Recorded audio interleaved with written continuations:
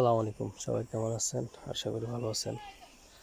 আজকে আসছি আমার টমেটো বাগানে।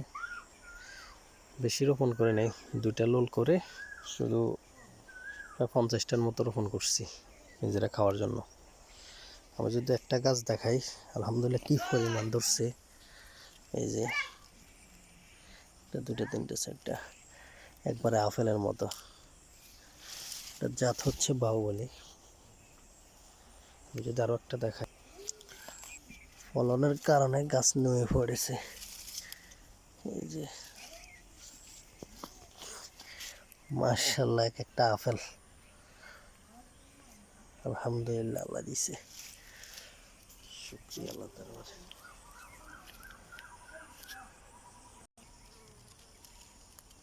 মাশাআল্লাহ।